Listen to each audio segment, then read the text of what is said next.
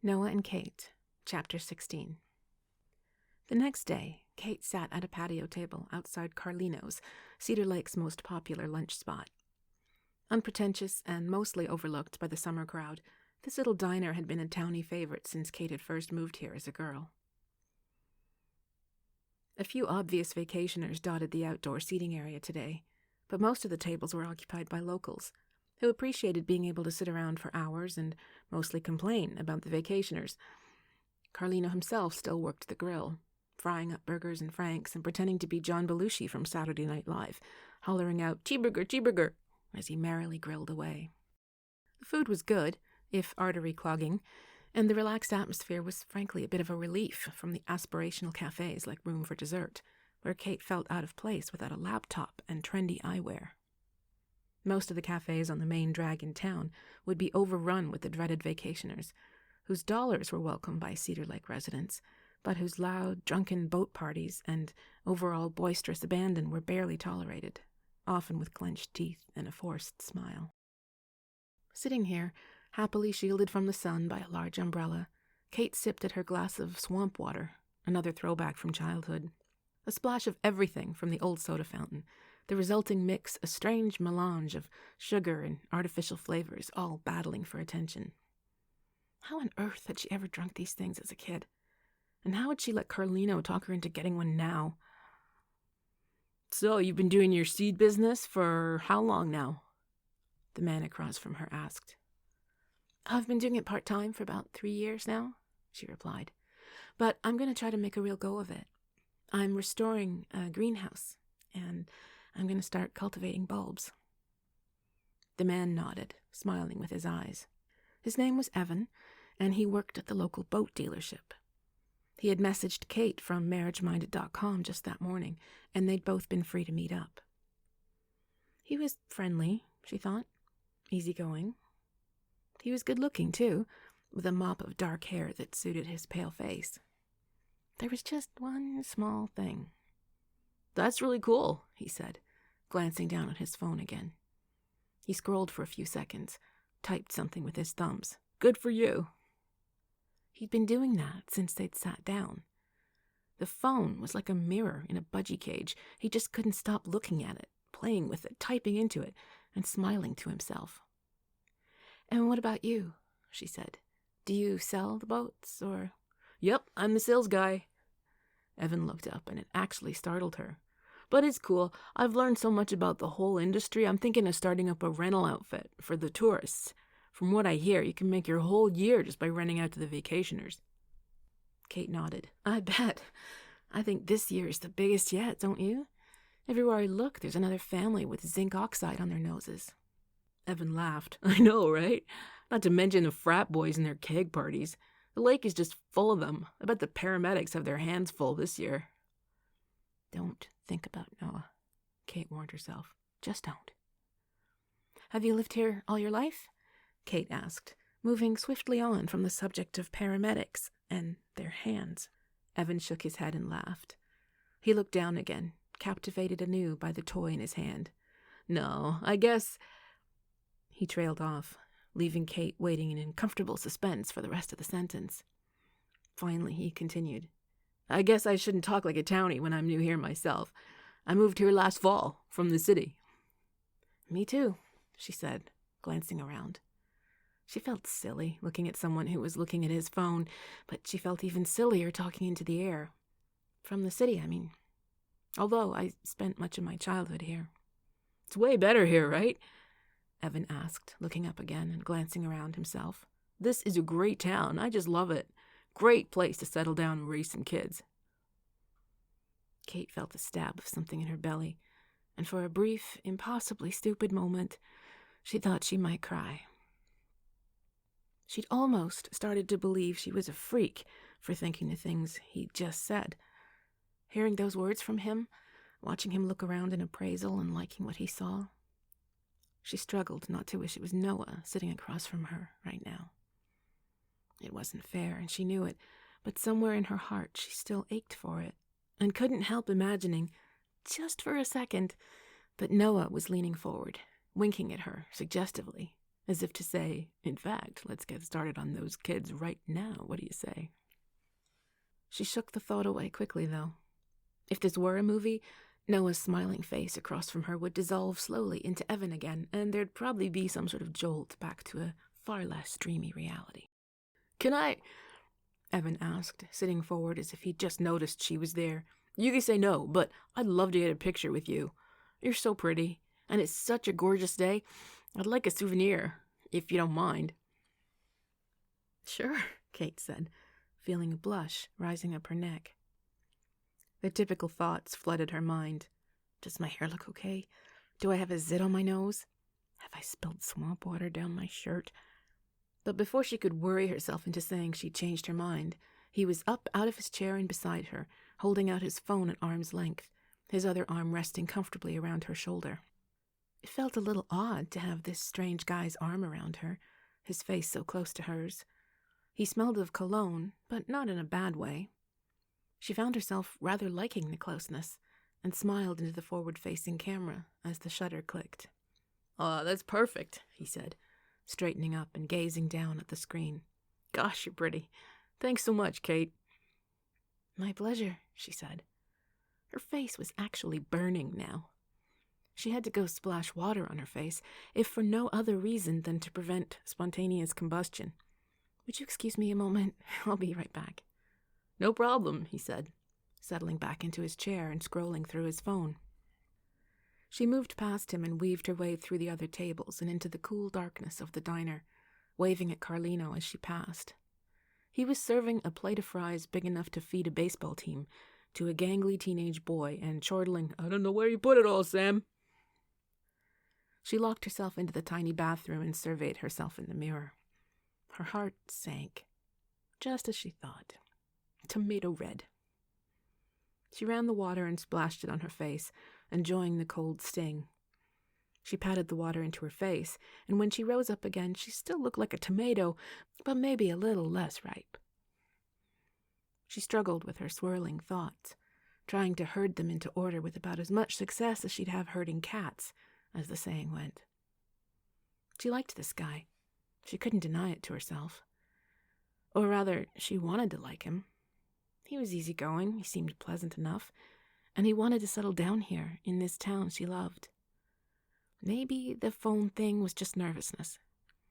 Or maybe he truly didn't realize it was rude to neglect a real person in front of him in favor of his phone.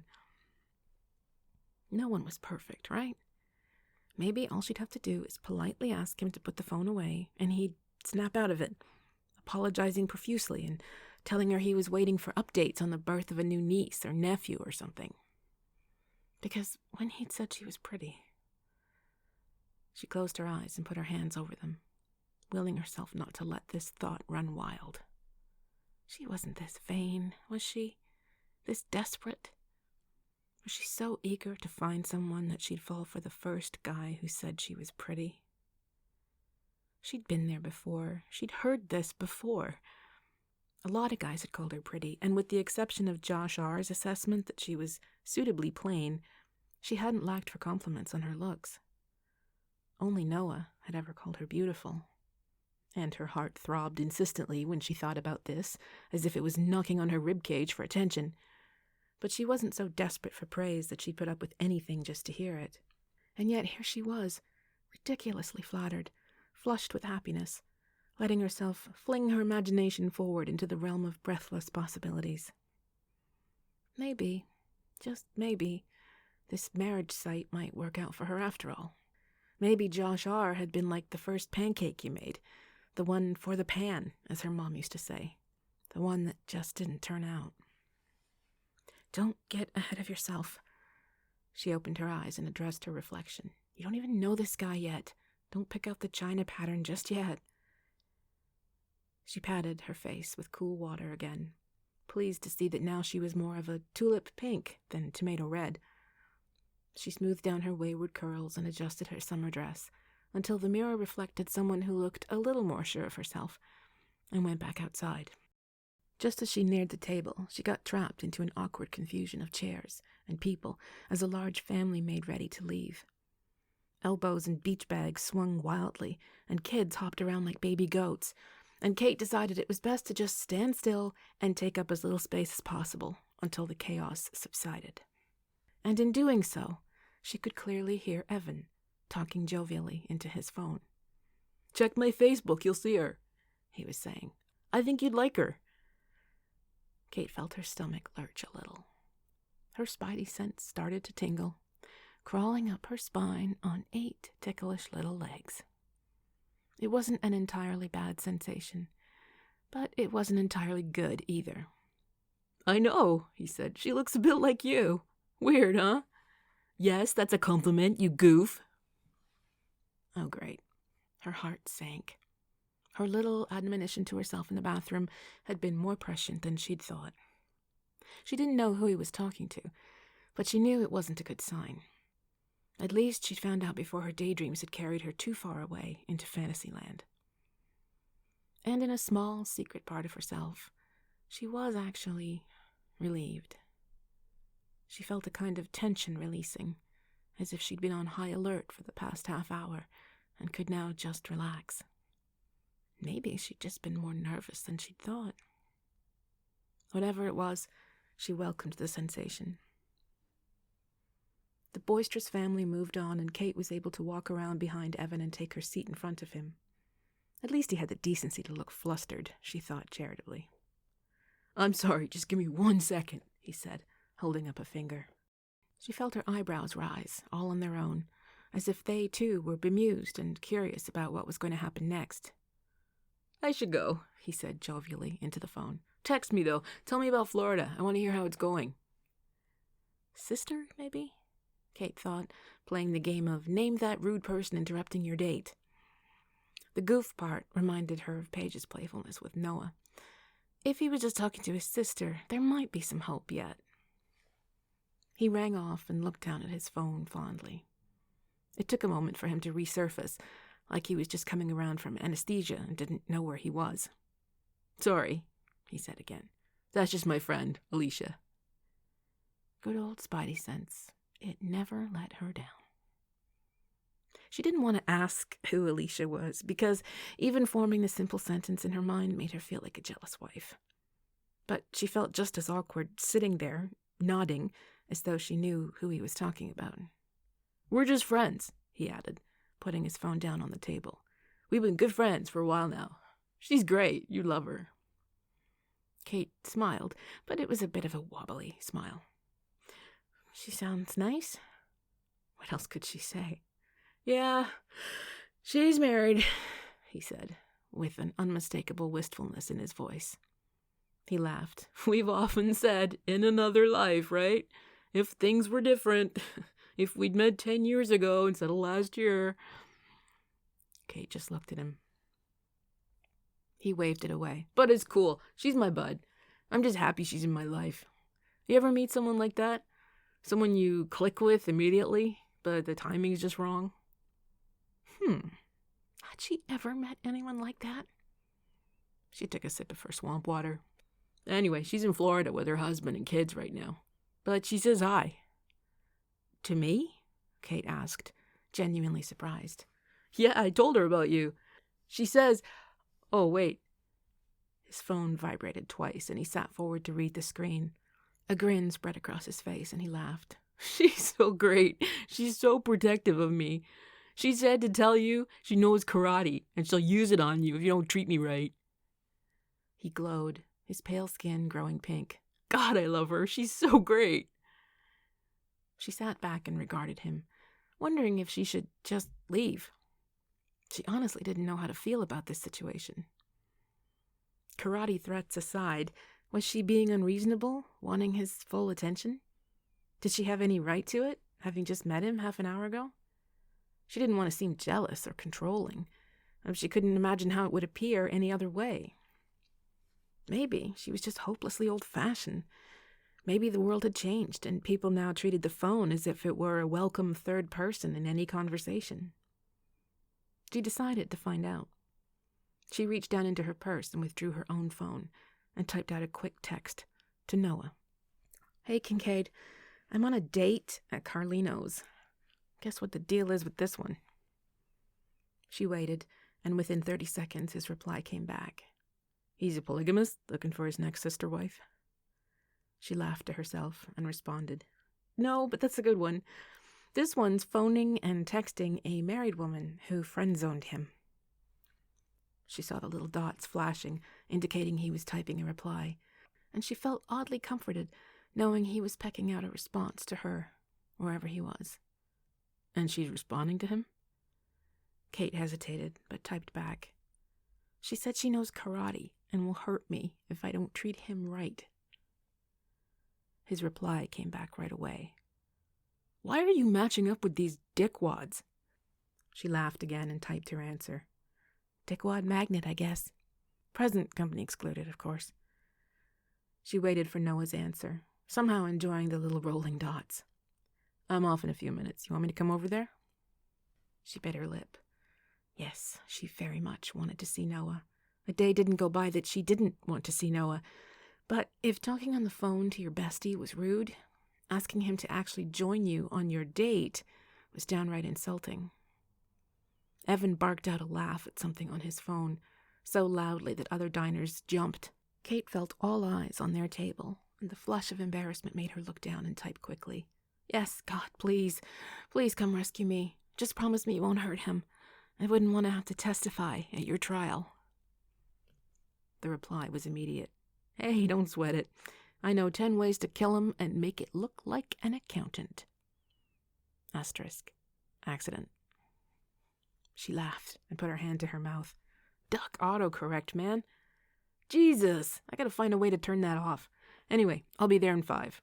She put her phone back and clasped her hands in front of her on the table, looking at Evan with a curious expression. He put his phone down and looked up at her, glowing. Sorry, he said, sitting forward and sobering a bit. Where were we? Can't quite remember, to be honest. I'm sorry, he said, smiling bashfully with an expression that told her he really wasn't. Alicia tells me all the time I have the attention span of a goldfish. I can't help it. I get easily distracted. So I see, she said, but smiled faintly. Look, I really wanted to meet you, he said earnestly, and I'm really glad I did. You're really nice. I enjoy talking to you. So please, don't be jealous. And there it was, she thought. He wasn't doing anything wrong. She was just jealous. I'm not jealous, she said mildly. We only just met. I just think, good, I hope not, because Alicia is a very important part of my life and always will be. That's never, ever going to change. Never, ever? She heard herself mocking him. It was terrible of her, but she couldn't help it. Nope, he shook his head, oblivious to her sarcasm. Not in a million years. Kate tilted her head to the side. I'm just curious, how did you guys meet? She has a radio show, he said, warming to the subject. It's all about politics, and I'm pretty into politics. I might even run for office one day, who knows? Anyway, I used to call in and talk to her all the time. She said I was very insightful and well-informed. Kate frowned. So, have you actually met her? Or do you just talk to her on the radio? Oh, we haven't met in person. She lives on the other side of the country, but we talk every day. And not just on her show either, as you see. He gestured to his phone, and Kate wished she had laid money on his getting sucked back into it. He focused on something on the screen and smiled, and held up one finger again. Sorry, just give me 1 second. Kate sat back and folded her arms across her chest, watching him laugh to himself as he texted Alicia. Well, now this was weird, she thought. His very best friend in the whole wide world was someone he'd never met, and talking to her was more important than paying attention to his date. Okay, she wasn't old-fashioned. She just knew rudeness when she saw it. Movement caught her eye, and there he was, her own knight-in shining t-shirt, approaching the outdoor seating area with that long-legged, comfortable stride of his, jeans just loose enough around his hips to look casual, work boots clunky but somehow perfectly suited to his large frame. He searched the crowded tables for her, and a jolt of happiness shot through her. He's looking for me, she thought giddily. He's searching through these faces for mine. When his eyes met hers, his face broke into a grin that almost stopped her heart. He moved towards the table, waving to Carlino, who waved back at him from the window. Several diners greeted Noah, faces shiny and bright, holding up hands to their foreheads to shield their eyes from the sun as they looked up at him. He stopped to tickle the chin of a gurgling baby, and Kate imagined that maybe he'd delivered the little tyke, or saved her from choking, or performed some other heroic deed that would forever enshrine Noah in the hearts of her parents. It was fantasy, fluff, and she knew it, but where was the harm? Noah was a good man, and it was fun to imagine him as the town hero, beloved by all. He came up behind Evan, who was still busy texting, and gestured to him with exaggerated charades, rolling his eyes and sticking his tongue out like he was about to barf. Kate laughed in spite of herself. "KT," Noah said, probably a little too camp. "Oh my God, what are you doing here?" "Hi, Noah," she said, trying not to smile too wide, or burst out laughing. As he brushed past Evan to take a seat beside Kate, Evan looked up from his phone and half smiled, half frowned, looking not quite sure what was going on, but not yet sure it was something important enough to drag him away from his phone. "Isn't that just like us? Always on the same wavelength," he said, throwing his arm around her and squeezing. He planted a smooch on her cheek for good measure. "You know it," she said, scrunching up her nose. She almost Eskimo-kissed him with her nose, but decided it was probably too over the top, even for Noah. She turned brightly towards Evan. "Evan, this is my best friend, Noah. Noah, this is Evan." "Good to meet you." Evan extended his hand, a smile on his face, but a furrow in his brow. "Likewise." Noah grabbed Evan's hand firmly and shook. It was too firm a grip and too forceful a shake, and Evan's whole body wobbled a bit, his smile flickering. "So, how's it going, you two?" Noah asked, resting his crossed arms on the table. "She's a peach, isn't she, Ev?" "Yeah, definitely." Evan laughed uncomfortably. He put his phone down, picked it up again, and then put it back down, like he wasn't sure what to do with his hands without a phone in them. "It's going great," Kate enthused. "It's so cool. He was just telling me about his dear friend, Alicia. Seems like we have a bit of a kindred spirit here. Someone who understands what it's like to have a friendship like ours." "That's awesome, man," Noah said, nodding as he smiled at Evan. "Really, that's very cool. A lot of guys have been way too afraid to date Katie with me hanging around, looking out for her." "I bet," Evan said. Was it her imagination, or was Evan looking a little paler now? Noah was an imposing presence, leaning forward with his large biceps on display. Being so much taller than both she and Evan, he easily dominated the table just by sitting there. "But you're cool, you get it," Noah said amiably, gesturing at Evan with his chin. "Very progressive of you. Very cool." "Thanks," said Evan, his eyes flicking uncertainly over to Kate's. "Evan's friend has a radio talk show," Kate supplied, enjoying this way too much. "He was just telling me about it. It sounds really cool. He met her on the show, actually. He was one of her callers." "Awesome," said Noah, a little too much surfer dude in his voice. "That's so funny, too. That's sort of how we met, right, Kmart?" Kate snorted and tried not to let an outright guffaw escape. "Kmart?" "Yeah," she said, pursing her lips against a laugh. "Kind of." "Did you tell him the story?" Noah's eyebrows shot up comically as he looked from her face to Evan's. "No? Oh, you'll like this, Ev. I was shopping at Kmart in the city one time, just checking out the hunting knives and the guns, just a typical day. And I heard this pretty voice come over the PA system. I didn't pay much attention, I was trying to decide which rifle to add to the lineup. But then she started making these funny announcements, like cracking jokes and stuff. It was hilarious. I knew it couldn't be an employee. It had to be someone just goofing off, so I decided to play along. I went and found a PA thing myself, and I responded to her, which, of course, led to a chase, store security running around trying to find both of us. Kate cut in, rolling her eyes for effect.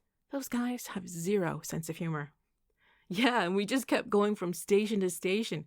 I hid in the tampon aisle because I knew they'd never look for me there, and you, He looked at her, mischief sparkling in his eyes, even though his face revealed nothing.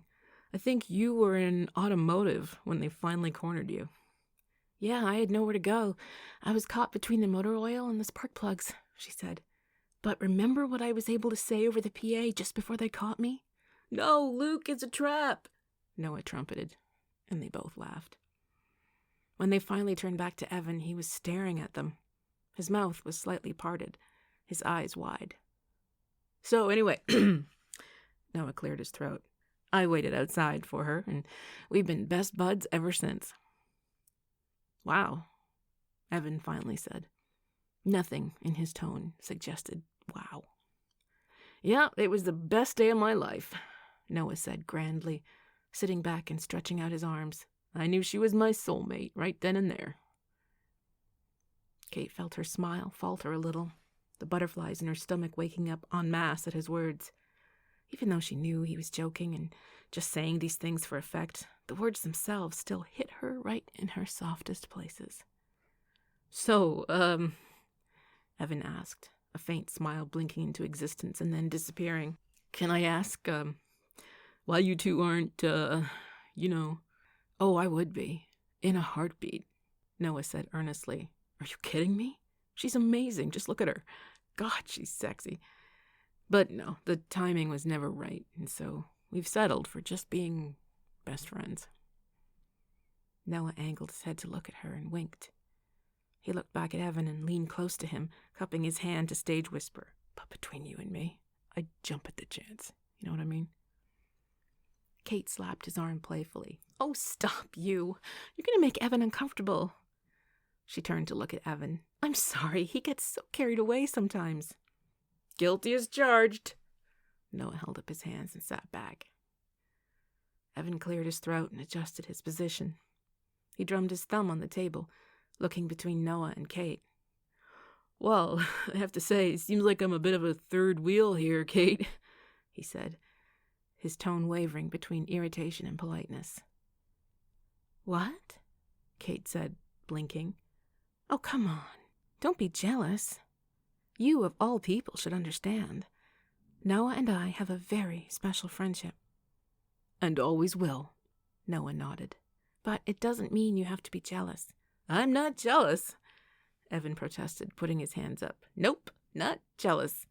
Just not sure about... He waved his hand vaguely at the two of them. Whatever this is with you guys. I'm sorry, really, Noah said. Maybe I should leave. I shouldn't have crashed your date like this. It's really rude of me. Sorry, Kmart. Don't be silly, Kate said, putting her hand on his arm. Evan understands. We're just friends, right, Evan? Evan looked like he was much more inclined to agree with Noah. Sure, of course. Well, put her there, man. Noah held out his hand again for Evan to shake. Evan took it cautiously, and Noah pumped his hand hard enough to shake loose some teeth. You have my respect, man. And my envy, let me tell you.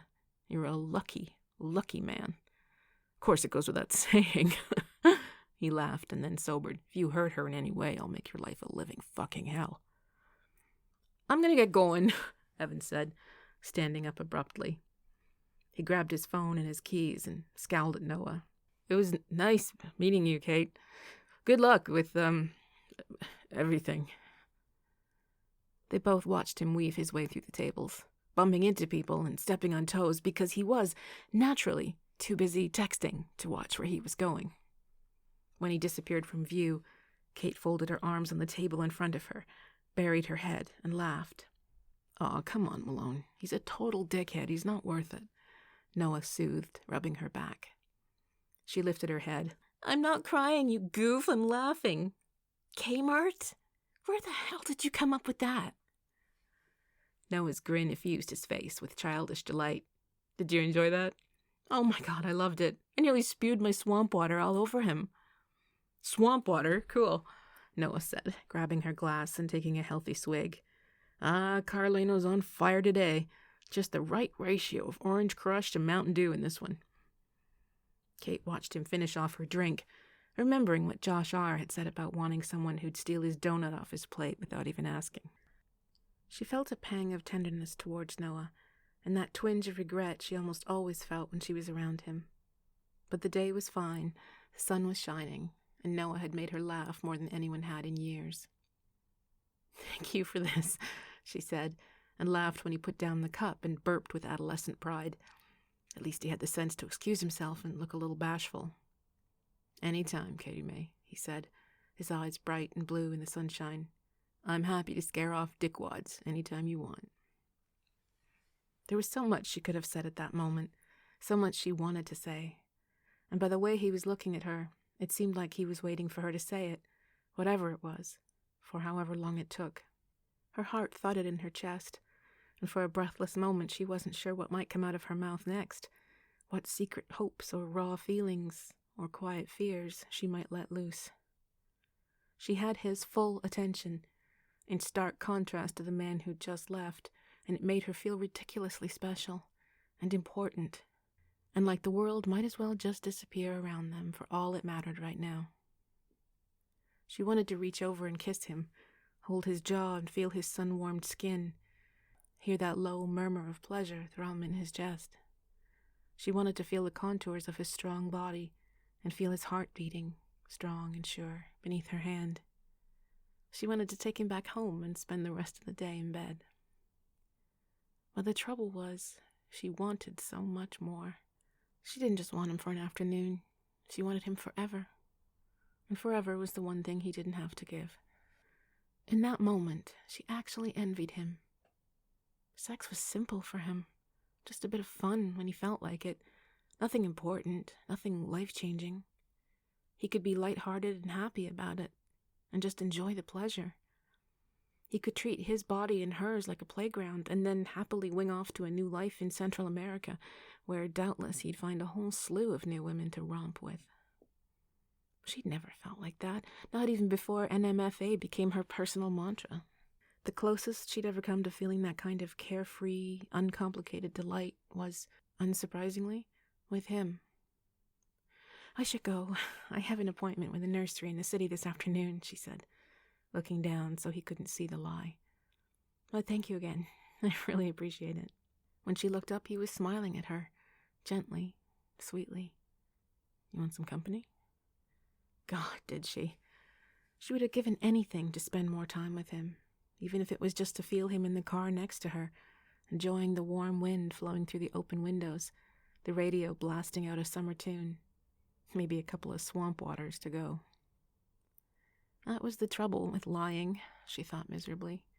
She'd made up something to get out of seeing him, and now she wished more than anything that it were true. "No, it's okay. You just got off shift, didn't you? Don't you need your sleep?" He leaned closer and cupped her chin, brushing his thumb across her bottom lip. "I can sleep later. If you want me to come along, just say the word." She swallowed and looked away, gently shaking loose his hand. "Like I said, busy afternoon. Maybe another time." "Anything you want, Kmart." She looked over at him and laughed. On impulse, she reached over and kissed him, quickly, not wanting to draw too much attention. His lips lingered on hers, as if urging her to kiss him more deeply, but she pulled away and booped his nose playfully. They left Carlino's, ambling casually to her car, chatting comfortably about nothing, both of them aware of the second, silent conversation beneath their words. Every time she caught his eyes, she could see the question in them, the invitation, the openness to anything she wanted to ask of him. When they got to her car, the urge to tell him to jump in was almost more than she could resist. But with a tremendous effort, and not without the gnawing ache of regret, she managed to smile and wave and drive away without him.